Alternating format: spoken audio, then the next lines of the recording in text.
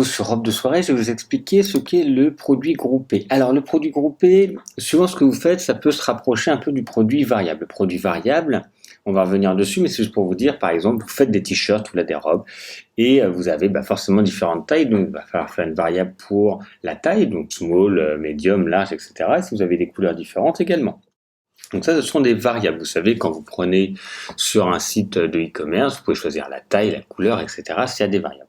Produits groupés, c'est plus pour faire des groupes, des achats en fait groupés sur la même page. On va vous proposer d'avoir d'autres choses. Par exemple, je sais pas moi, sur un ordinateur ou pour une clé USB que vous vendez, vous pouvez avoir une clé USB, vous pouvez choisir par rapport à une capacité. C'est un peu une variable, mais c'est un peu différent. C'est pour additionner en fait cet achat. C'est pas pour choisir tel ou tel, mais c'est pour prendre celui-là avec celui-là. Donc voilà, je vais vous expliquer.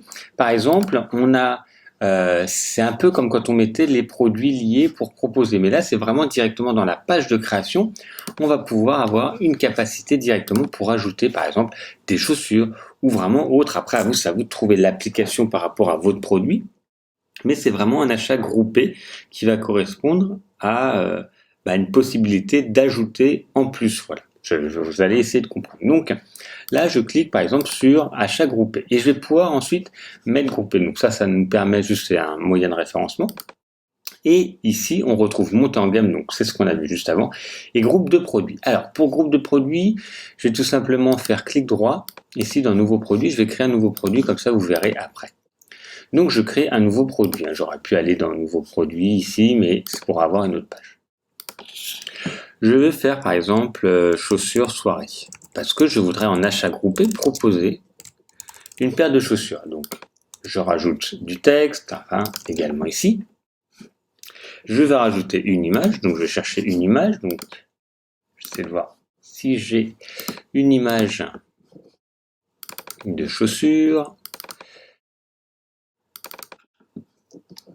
Hop, alors, chaussures, je vais voir si c'est... Alors, c'est des baskets, donc pour aller soirée, ça va pas aller. C'est pas grave, on va prendre une, vous allez comprendre.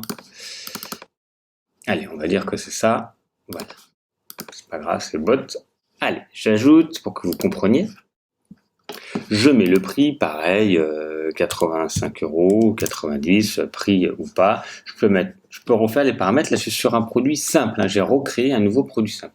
Par contre, ce qui est important, c'est au niveau de la visibilité.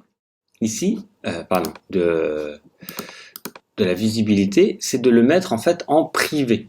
Okay, c'est de le cacher parce que ça permet d'éviter qu'il va apparaître autre part en tant que produit. Je pourrais l'avoir en tant que produit, mais c'est vraiment juste une variable que je veux en achat groupé. Je vais pouvoir le mettre dedans en privé. Si je ne le veux pas, je peux le mettre également en normal. Voilà, c'est vraiment un choix. Alors, c'est pas vraiment une variable, mais c'est un autre produit que vous voulez pas voir qui soit vendu indépendamment. Vous voulez une clé USB, par exemple, si on reste sur la clé USB de façon générale, et vous avez, je sais pas moi, 64 Go, 128 Go, etc. Mais vous voulez pas que ça soit vendu indépendamment. Vous voulez qu'en fait, il y ait un produit phare, la clé USB, et on choisit laquelle on prend. Donc ça fonctionne pas forcément avec tous les produits que vous allez vendre. Ici, je vous le montre parce qu'on reste sur la robe, mais c'est pas forcément le plus adapté.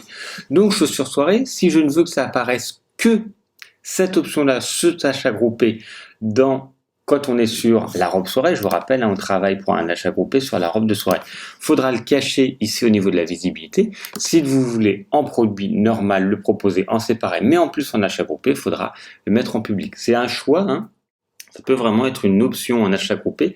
Vous pouvez également cacher. Alors, nous, on ne va pas le cacher. Mais c'était pour vous expliquer. On peut choisir une catégorie. Donc, si je le mets en produit pas caché, je vais choisir une catégorie, chaussures, bottes, allez, parce que c'est des bottes d'ailleurs, bottes. J'ajoute la catégorie et je le mets dedans. Pareil, étiquette pour l'instant, on ne fait pas. Produit, voilà, on publie. Pour l'instant, c'est un produit normal.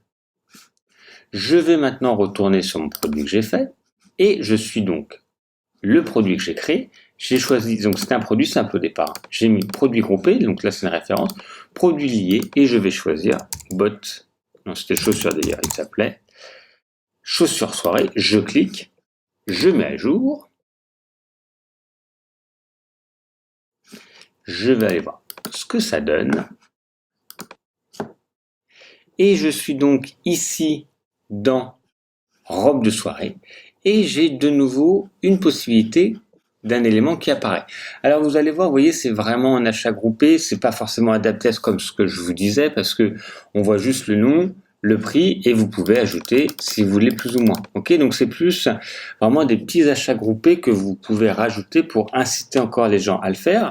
Vous pouvez le mettre soit en caché, enfin en privé, pour que ça n'apparaisse que sur cette page ou en face produit et vous pouvez donc grouper. C'est différent ici, on avait vu tout à l'heure avec les produits liés, c'est différent et là c'est vraiment pour rajouter. C'est pas une variable, c'est vraiment un autre produit. Si je clique ici, comme c'était un produit, bon, on va revenir, les gens peuvent voir le produit qu'il a. Voilà, c'est également, donc il faut bien le penser au niveau du mécanisme de l'utilisateur, ce qui est important de le mettre, donc c'est un produit qui est groupé, on peut en mettre plusieurs. Si je remets un autre, allez, même si ça ne va pas correspondre, je vais mettre robe de nouveau, robe rouge, je valide et vous allez voir, ça va apparaître de nouveau ici, hop, je vais l'actualiser et voyez maintenant, j'ai la possibilité de mettre également la robe rouge. C'est vraiment un achat groupé. Par exemple, vous avez une photo, c'était un peu comme la montée de gamme, mais ça incite de façon différente. Vous pouvez avoir une photo d'un mannequin, c'est ce que vous voyez, en fait c'est un peu ce que vous voyez sur une vitrine par exemple. Vous avez une vitrine, un mannequin qui a peut-être un chapeau, une veste, une chemise, une ceinture, un pantalon, une robe, des chaussures, etc. Et vous pouvez proposer finalement l'intégralité de cette vitrine. Vous mettez en premier ce que vous voulez et vous mettez ici tout.